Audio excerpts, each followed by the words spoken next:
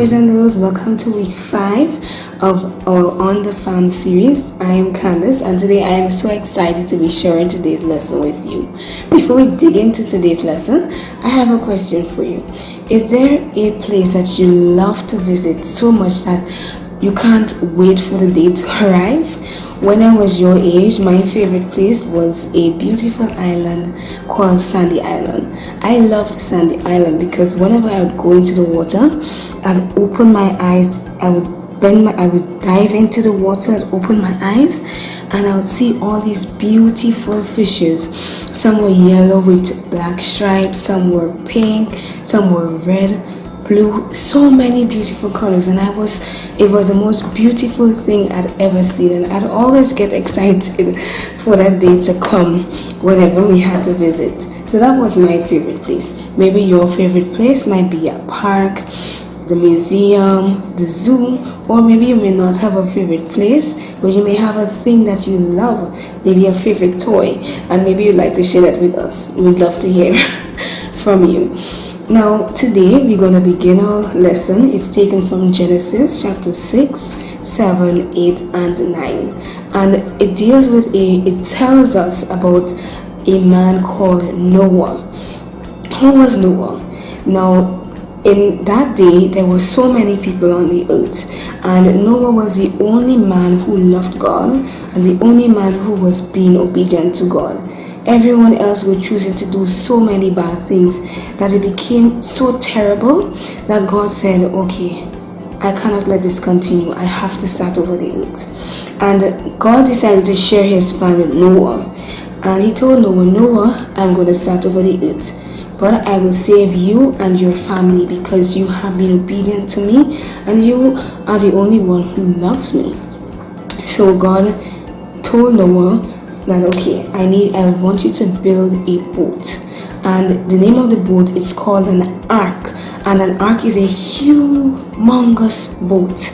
And God gave Noah and his family the instructions, and they all got hammering away until the boat was completed. After the boat was completed, the ark, God then said to Noah, okay, I'm going to send 2 animals, male and female, of every species from all around the earth into your boat. So Noah and his family, they were patient and waited happily until God said, okay, all the animals are in the boat. After that, Noah and his family, he then told them, okay, now you can enter the boat. And of course, God made sure that there was enough food for Noah and his family because they were going to be in that ark for a long time. After Noah and his family entered and all the animals were in, God then shut the door of the ark and he sealed it up so nothing could have gotten in. And then it started. God allowed it to rain for 40 days and 40 nights, and it was so much rain and so heavy that it filled up all the earth, and everything that was bad was washed away. And God kept Noah and his family and all the animals in the ark safe and sound.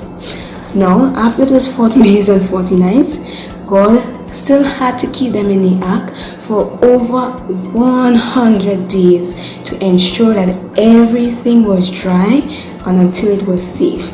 And they were obedient, Noah and his family, and they were patient. When God told them, okay, now it's time for you to come out, they obeyed.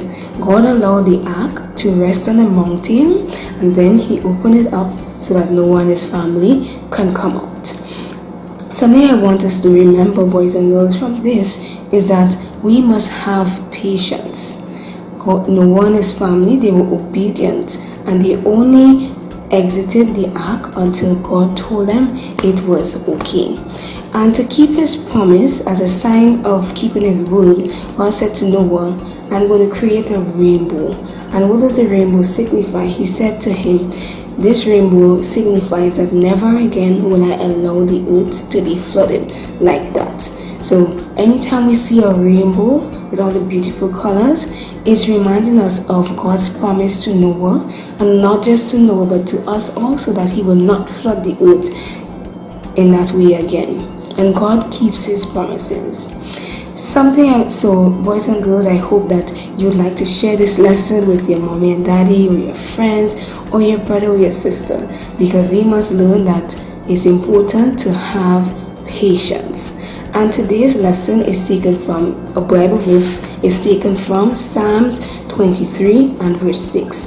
It says, "Surely your goodness and your love will follow me all the days of my life, and I will dwell in the house of the Lord forever."